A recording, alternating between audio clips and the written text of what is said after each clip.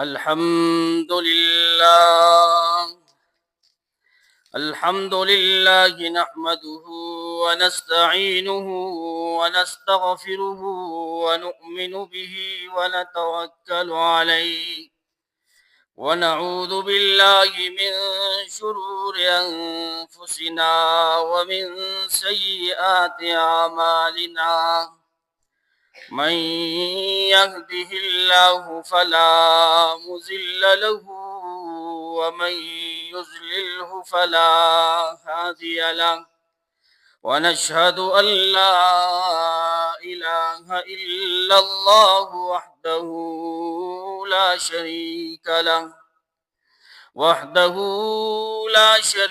له وأشهد أن محمدا عبده ورسوله أما بعد فأعوذ بالله من الشيطان الرجيم بسم الله الرحمن الرحيم الله خالق كل شيء وهو على كل شيء وكيل له مقاليد السماوات والأرض والذين كفروا بآيات الله أولئك هم الخاسرون وقال النبي صلى الله عليه وسلم من مات وهو يعلم أنه لا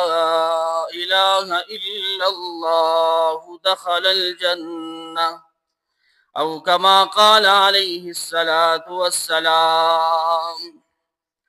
توحید تو یہ ہے کہ خدا حشر میں کہہ دے، توحید تو یہ ہے کہ خدا حشر میں کہہ دے، یہ بندہ دو عالم سے خفا میرے لیے ہے۔ میرے انتہائی معزز دوستو، بزرگوں، آپ سب کو میری طرف سے ختم قرآن مبارک ہو، خصوصاً قاری صاحب کو کہ جس نے آپ کے سامنے اللہ کا قرآن سنایا، اور اللہ نے آپ سب کو یہ توفیق دی کہ آپ نے وہ قرآن وہ سنا۔ آج ایک بار پھر حضرت مولانا سعید اللہ عثمانی صاحب کے حکم پر آپ کے سامنے آپ سے مخاطب ہوں۔ جب میں پہلے سال آیا تھا تو یہاں پر اتنا رش، اتنے لوگ، اتنا مجمع نہیں تھا۔ الحمدللہ آج اس سے مجمع زیادہ ہے۔ اس کا مطلب یہ ہے کہ یہاں پر کام ہو رہا ہے، یہاں پر محنت ہو رہی ہے۔ اللہ کرے کہ دوسرے سال ہم آئے یا نہ آئے، لیکن جب رمضان آئے تو یہ مسجد اس سے بھی بری ہوئی ہو، اور صرف رمضان نہیں بلکہ اس مسجد کو اللہ تعالیٰ پورا سال اسی طرح بھرا رہے کہ یہ مسجد اس میں اعمال ہوتے رہیں۔ میرے دوستو، میں نے آپ کے سامنے توحید کے متعلق آیت وہ جو ہے آپ کے سامنے تلاوت کی۔ توحید کیا ہے؟ توحید کی دو قسمیں ہیں کہ اللہ تعالیٰ کو ایک ماننا، ذات میں بھی اور صفات میں بھی۔ ذات میں کس طرح کہ اللہ تعالیٰ وہ ایک ہے، صفات میں کس طرح کہ اللہ تعالیٰ بغیر اسباب کے سب کچھ کر رہا ہے۔ اللہ تعالیٰ دور سے بھی سنتا ہے، نزدیک سے بھی سنتا ہے، امیر کی بھی سنتا ہے اور غریب کی بھی سنتا ہے۔ یہ ہے اللہ تعالیٰ کو توحید۔ اور میں نے اس موضوع کا انتخاب کیوں کیا حالانکہ وہ ختم قرآن کا ہے؟ اس کی وجہ یہ ہے کہ جب میں نے رب کا قرآن کھولا تو میں نے شروع میں یہ دیکھا الحمدللہ رب العالمین الرحمن الرحیم مالک یوم الدین، کہ رب اپنے قرآن کا آغاز وہ توحید سے کر رہا ہے۔ سب سے پہلے اللہ کہتا ہے سب تعریفیں اس رب کے لیے ہے جو اس جہانوں کو پالنے والا ہے۔ پھر آگے صفات کا بیان ہے، الرحمن الرحیم، کہ وہ عام مہربان بھی ہے، خاص مہربان بھی ہے۔ جب میں نے قرآن درمیان سے کھولا 15واں سپارہ، اس میں اللہ تعالیٰ فرماتا ہے سبحان الذی یسری بعبدہ لیلا من المسجد الحرام، تو اس اللہ تعالیٰ کی پاکی بیان کر رہے ہیں۔ قرآن کے درمیان میں بھی اللہ تعالیٰ کی صفات، اللہ تعالیٰ کی توحید بیان ہو رہا ہے۔ پھر جب میں نے قرآن کو آخر سے دیکھا تو قرآن پھر کہتا ہے قل هو اللہ احد، اے نبی کہہ دیجئے کہ اللہ ایک ہے، اللہ الصمد۔ پھر آگے فرمایا قل اعوذ برب الفلق، پھر آخر صورت میں فرمایا قل اعوذ برب الناس۔ اسی لیے میں نے اللہ تعالیٰ کہ توحید کو جو ہے وہ موضوع منتخب کیا۔ اللہ تعالیٰ کے توحید میں کوئی شریک نہیں ہے، اللہ کے ساتھ کام کرنے میں کوئی شریک نہیں ہے، کوئی اس میں شریک نہیں ہے۔ آپ قرآن میں دیکھ لو کہ جب حضرت ابراہیم علیہ السلام نمرود کے دربار میں کھڑا ہے اور نمرود کو توحید کی دعوت دے رہا ہے، حضرت ابراہیم علیہ السلام کہہ رہا ہے کہ میرے اللہ وہ ہے جو مردوں کو زندہ کرتا ہے، اور میرے اللہ وہ ہے جو زندوں کو موت دیتا ہے۔ تو نمرود کہتا ہے کہ یہ کام تو میں بھی کر سکتا ہوں۔ فرمایا کس طرح؟ تو اس نے ایک قیدی کو جس کو سزائے موت کی سزا ہو گئی تھی اس کو رہا کر دیا، بولا کہ دیکھو اس کو موت کی سزا ہو گئی تھی، میں نے اس کو زندگی دے دی۔ پھر ایک شخص تھا جس پر کوئی کیس نہیں تھا، اس کو مار دیا کہ دیکھو اس کی زندگی تھی، اس کو میں نے موت دے دی۔ یہ اس نمرود نے دعویٰ کیا، لیکن حضرت ابراہیم علیہ السلام نے سمجھا کہ اب یہ اس طرح نہیں سمجھا، یہ اس طرح نہیں سمجھتا، تو حضرت ابراہیم علیہ السلام نے اس کے سامنے ایک اور سوال کر دیا کہ اگر تو بھی توحید کا دعویٰ کرتا ہے کہ میں بھی اللہ تعالیٰ کے ساتھ اللہ تعالیٰ جیسے کام کرتا ہے میں بھی کرتا ہوں، تو میرے اللہ تو مشرق سے سورج نکال کر مغرب میں غروب کرتا ہے، تو مغرب سے نکال کر اس کو مشرق میں غروب کر دے۔ تو پھر فَبُهِتَ الَّذِي كَفَرَ، تو وہ حق کا بکا رہ گیا۔ کیوں کہ توحید میں جو ہے اللہ تعالیٰ کسی کو شریک نہیں کرتا۔ توحید یہ ایک ایسا موضوع ہے کہ جس میں اللہ تعالیٰ کوئی نرمی کوئی رعایت کسی کے ساتھ نہیں کرتا، اور اسی کے لیے اللہ تعالیٰ نے اپنے محبوب بندوں کو بھیجا۔ انبیاء کرام اللہ تعالیٰ کے محبوب بندے ہیں، اور اس پر ان توحید کی وجہ سے ان پر سختیاں آئیں۔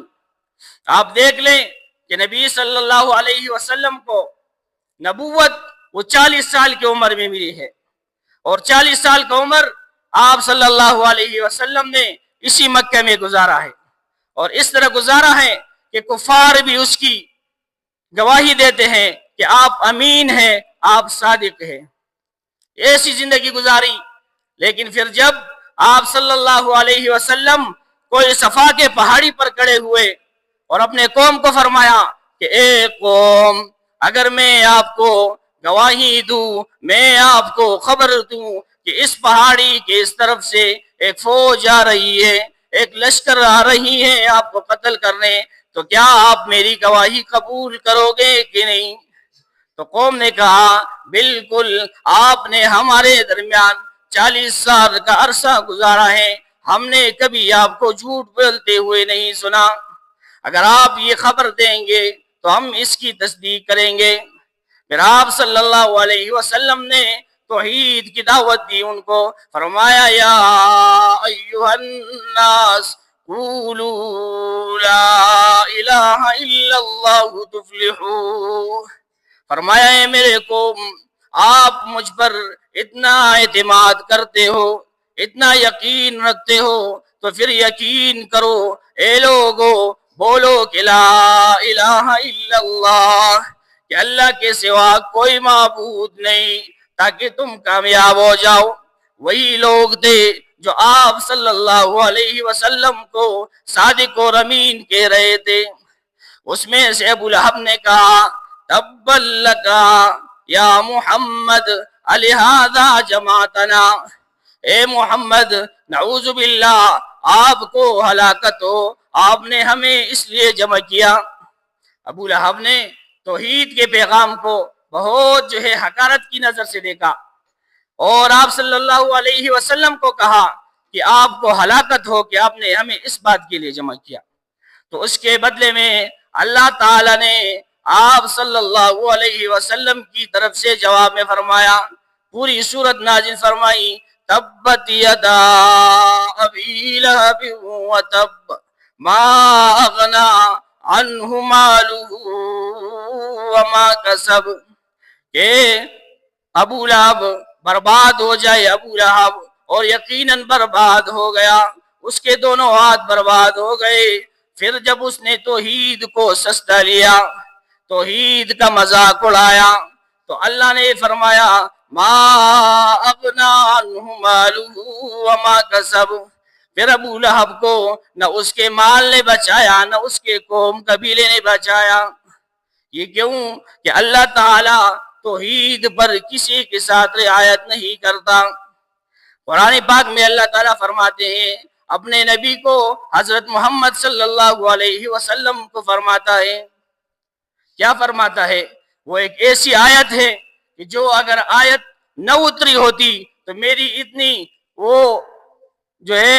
اتنی جرت نہیں تھی کہ میں اس کو بیان کر سکوں، لیکن چونکہ اب وہ قرآن کا حصہ ہے، وہ آیت ہے، وہ ہماری ایمان کا حصہ ہے، تو اس لیے میں آپ کے سامنے وہ بیان کرتا ہوں۔ فرمایا لَإِنْ أَشْرَكْتَ لَيَحْبَطَنَّ عَمَلُكَ وَلَتَكُونَنَّ مِنَ الْخَاسِرِينَ، کہ اے نبی اگر آپ بھی شرک کرتے، اگر آپ بھی شرک کرو گے تو میں آپ کے سب اعمال کو مٹا دوں گا۔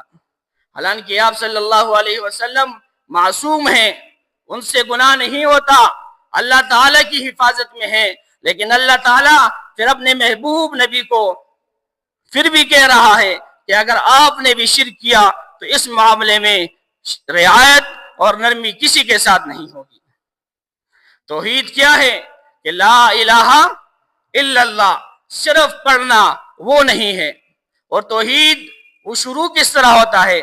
آج کل لوگ کہتے ہیں کہ اللہ کی توحید کو بیان کرو لیکن ہمارے بتوں کو کچھ نہ کہو، ہمارے معبودوں کو کچھ نہ کہو، اپنی توحید بیان کرو۔ لیکن ایسا نہیں ہو سکتا، کیوں کہ جب کلمہ آپ شروع کرتے ہیں تو اس میں سب سے پہلے اور معبودوں کی نفی ہوتی ہے۔ سب سے پہلے یہ نہیں فرمایا کہ اللہ ایک ہے، فرمایا کیا؟ لا الہ، نہیں ہے کوئی معبود۔ سب سے پہلے نفی کی، نہیں ہے کوئی سجدے کرنے کے لائق، نہیں ہے کوئی عبادت کرنے کے لائق، نہیں ہے کوئی دور سے سننے والا، نہیں ہے کوئی کسی کی فریاد سننے والا۔ پھر آگے فرمایا الا اللہ، دوسری دفعہ فرمایا کہ کون ہے وہ؟ اللہ ہے۔ اس طرح نہیں ہو سکتا کہ ایک آدمی اور معبودوں کی نفی نہ کرے اور پھر اللہ تعالیٰ کا اقرار کرے، وہ مسلمان نہیں ہو سکتا۔ کیوں کہ شرک کرنے والا وہ مسلمان نہیں ہو سکتا جب تک یہ باطل معبودوں سے برات کا اظہار نہیں کرے گا، اس وقت اس کا کلمہ بھی پورا مکمل نہیں ہوگا۔ سب سے پہلے باطل معبودوں سے اس سے برات کا اعلان کریں گے تو اس کے بعد آپ کا کلمہ شروع ہوگا اور آپ مومن کہلانے کے لائق ہوں گے۔ یہ ہمارا دین ہے۔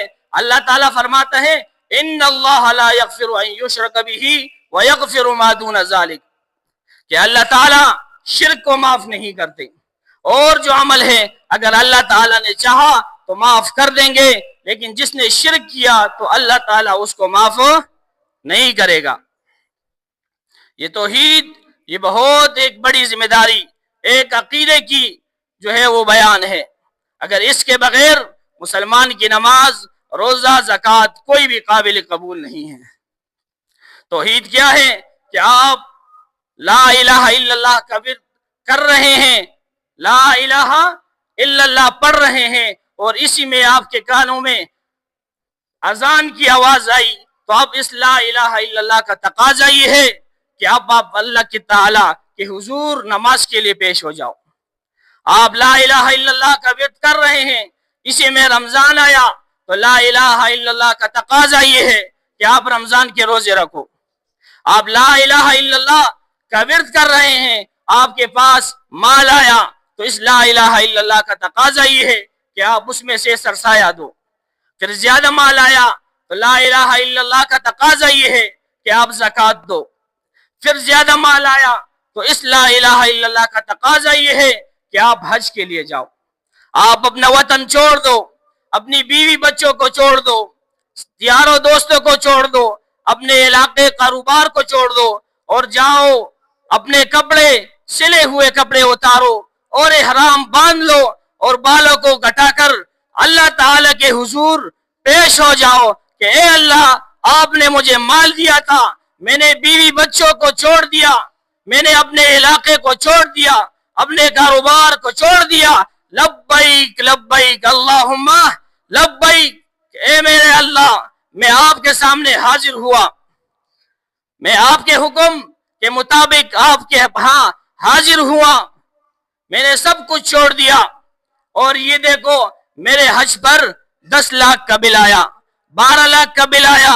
اللہ تعالیٰ فرماتے ہیں میں بل کو نہیں دیکھتا، میں دل کو دیکھتا ہوں. بتا آپ کے دل میں کوئی اور معبود تو نہیں؟ آپ کے دل میں مشکل کے وقت میں پکارنے والا کوئی اور تو نہیں؟ آپ کسی اور کو سجدے تو نہیں کر رہے؟